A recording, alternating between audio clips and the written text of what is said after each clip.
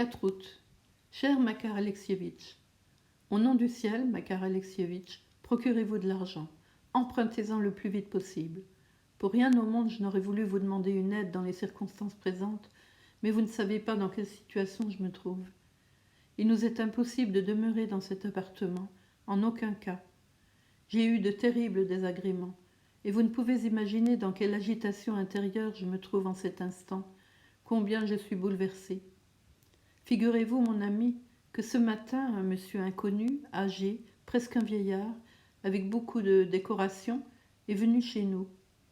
J'étais extrêmement surprise, ne comprenant pas le motif de sa visite.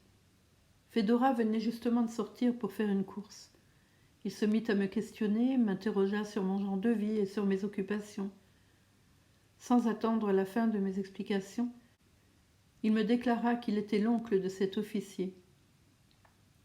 Il affirma être indigné de la mauvaise conduite de son neveu et de la façon dont il m'a compromise dans toute la maison.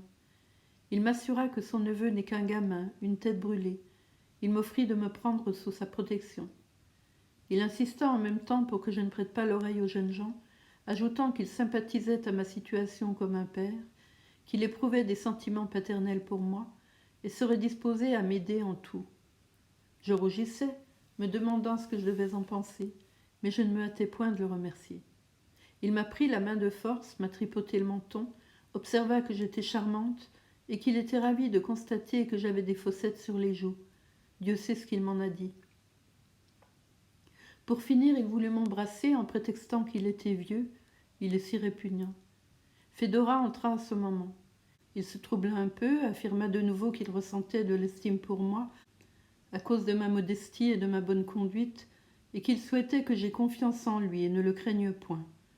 Il a attiré ensuite Fedora dans un coin et a voulu, en alléguant des motifs bizarres, lui remettre de l'argent. Fedora a refusé, cela va de soi.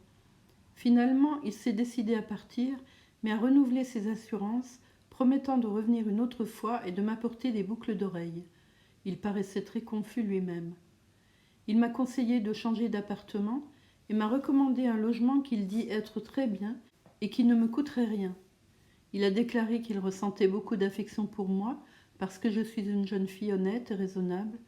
Il m'a conseillé d'éviter les jeunes gens dépravés, m'a dit qu'il connaissait Anna Fyodorovna et qu'elle l'avait chargée de m'annoncer qu'elle viendrait me voir elle aussi.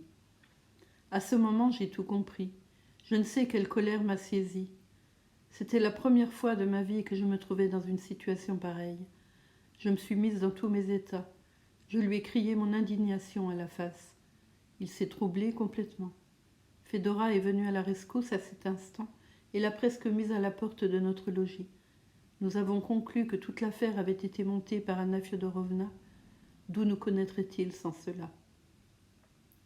Je m'adresse à vous maintenant, Makar Alexievitch, et je vous supplie de nous aider. Ne nous abandonnez pas, pour l'amour de Dieu, dans une telle situation. Empruntez de l'argent, je vous en prie. Procurez-vous ne fût-ce qu'une petite somme, car nous n'avons pas de quoi payer notre déménagement, et il nous est absolument impossible de demeurer ici plus longtemps. C'est l'avis de Fedora également. Il nous faut disposer de 25 roubles au moins.